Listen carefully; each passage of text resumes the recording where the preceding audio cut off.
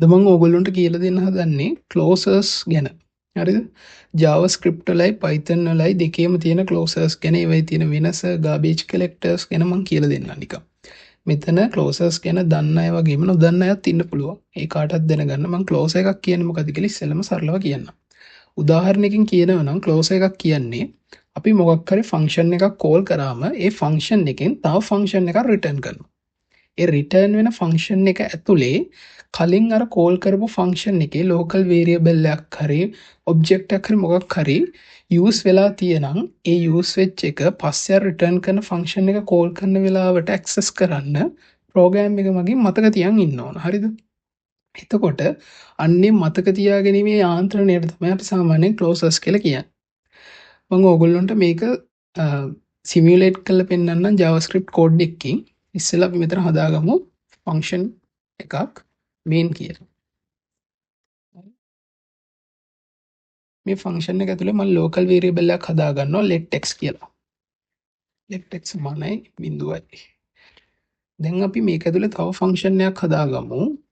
Function inner කියලා. හරිද? මේ inner කියන ෆන්ක්ෂන් එක ඇතුලේ අර x කියන local variable එක print කරමු. console.log හරිද? x. දැන් මම මෙන්න මේ inner කියන ෆන්ක්ෂන් එක return කරනවා. return inner. හරිනේ? දැන් අපි මෙන්න මෙතන යටින් මේ main කියන ෆන්ක්ෂන් එක call කරගනිමු. පොඩ්ඩක් run කරලා බලමු අපි කෝඩ් එකේ මොන හරි errors තියෙනවද කියලා. හරි. කිසිම error එකක් නැහැ. අපේ කෝඩ් එක ලස්සනට run වෙනවා. හරිද?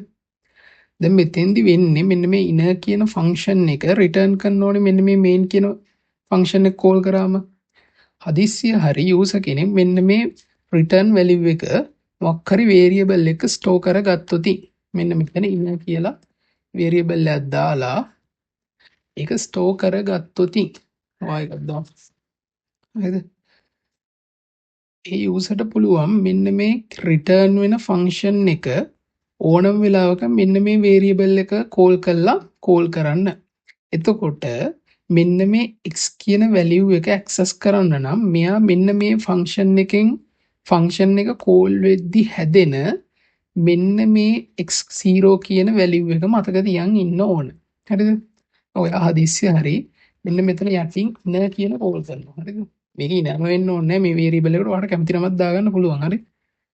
බලන්න එතෙන්දි print වෙනවා 0 කියන එක. දැන් මේක inner කියලා දැවුවොත් ඔයාලා හිතයි ඔක innerම වෙන්න ඕනේ කියලා. හරි? මම හිතන්නේ නිකන් බං කියලා දාන්නම්කෝ. ඔතන එකම දාන්න ඕනේ කියලා හිතයි නැත්තම්. හරි? මේ එතන 0 කියලා print වෙනවා. මෙන්න මේ මෙකනිසම් එකට තමයි කියන්නේ closures කියලා. මේක Python වලින් කරලා පෙන්නුවොත් මේකම අපිට ගන්න පුළුවන් def main function එක. හරි? sorry මෙතන x local variable එක 0 මෙතන return function එකක් දානවා def inner කියලා. එතන print එකක් දානවා x මෙතන මේ inner කියන function එක return කරනවා main කියන function එකේ.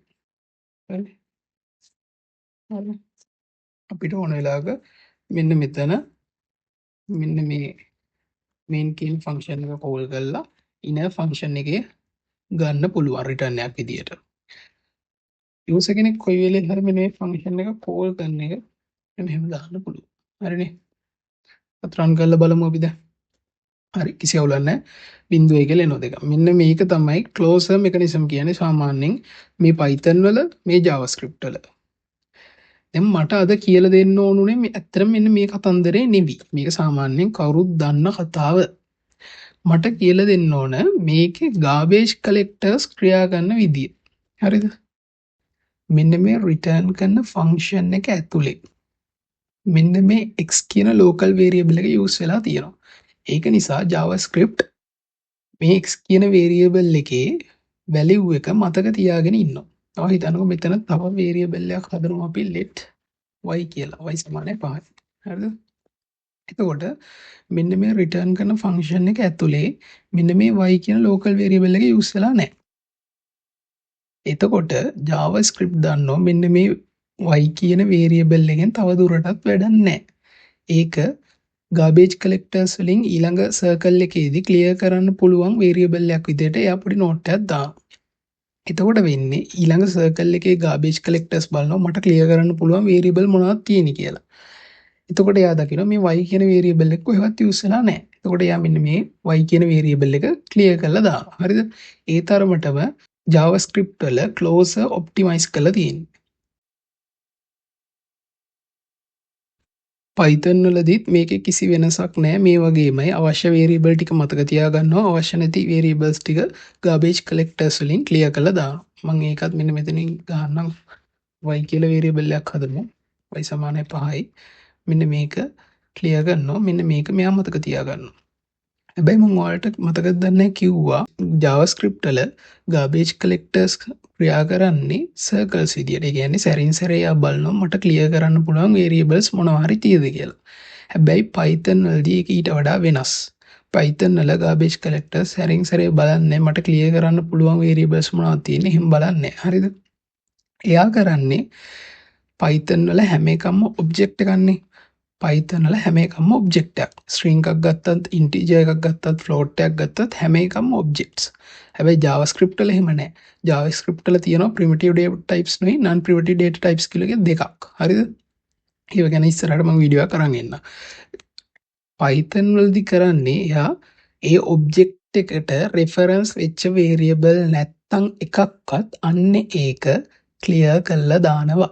ඒ කියන්නේ මොකක් හරි object එකක් තියෙනවා ඒ object එකට කිසිම variable එකක් assign වෙලා නැහැ. ඒ කියන්නේ ඒ object එකේ reference එක store වෙලා තියෙන කිසිම variable එකක් නැහැ. එතකොට අන්න එයා ඒ variable එක clear කරලා දානවා ඒ object එකත් එක්ක.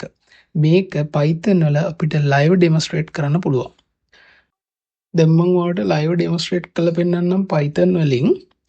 ඒ කියන්නේ අවශ්‍ය variables විතරක් තියාගෙන අවශ්‍ය නැති variables clear කරනවා කියන එක live මම demonstrate කරලා පෙන්නන්නම්. හරිද? අපි මේකට ඉස්සෙල්ලා හදාගමු class එකක්. main කියලා හදාගන්නම්කෝ. හරි. main කියලා class එකක් හදාගන්නවා. ඒකේ තියෙනවා del කියලා magic method එකක්. හරිද? def del.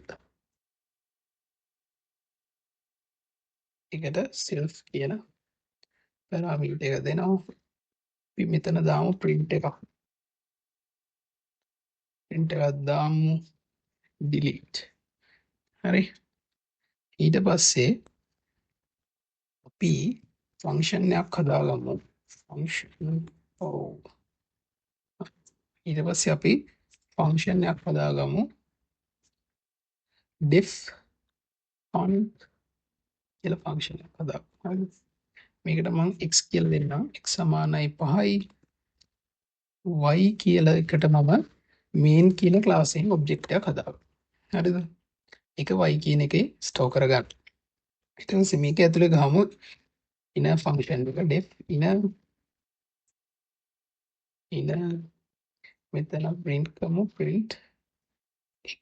හරිද? y කියන එක අපි මේ function එක ඇතුළේදී පාවිච්චි කරන්නේ නැහැ. මොකද අපි මේ function එක තමයි return කරන්න හිතන් ඉන්නේ. දැන් මේක return කරමු return inner. හරි. දැන් අපි මෙන්න මේ fun කියන එක call කරමු. හරිද? fun කියන එක call කරා ඒක මොකක් හරි variable එක save කරගත්තා. අපි මෙතන print එකක් දාමු end එකට. end. හරිනේ. හරි. දැන් අපි මේක run කරලා බලමු.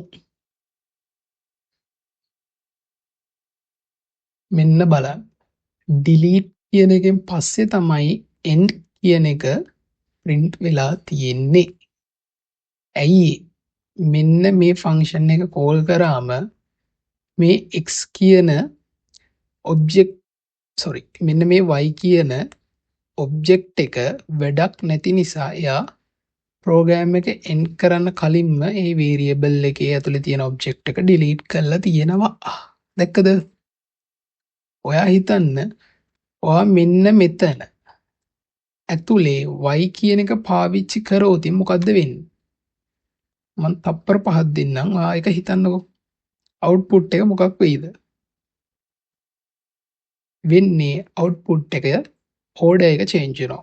end කියන එකෙන් පස්සේ තමයි delete කියන එක print වෙන්නේ. හරිද? අන්න බලමු අපි run කරලා. අන්න දැක්කනේ end කියන එකෙන් පස්සේ තමයි delete කියන එක print උනේ. මේ කරපු දේ තේරෙන්නේ නැත්නම් ඔන්නට වැඩිය මේක ගැන හිතන්න යන්න එපා. ඔයා අර මං කියලා දීපු කලින් මෙකනිසම් එක ගැන ඔලුවට ගන්න. හරිද? මේ වගේ දේවල් සාමාන්‍යයෙන් ඔයාලා normal program එකක් ලියද්දී අවශ්‍ය වෙන්නේ නැහැ. සාමාන්‍යයෙන් මොකක් හරි දෙයක් ඩිබග් කරද්දී වගේ සමහර වෙලාවට ඕන වෙන්න පුළුවන්. වැඩිපුරම ඕන වෙන්නේ මේ වගේ දේවල් මොකක් හරි app එකක් performance optimize කරනකොට තමයි මේ වගේ දේවල් ගොඩක්ම ඕන වෙන්නේ.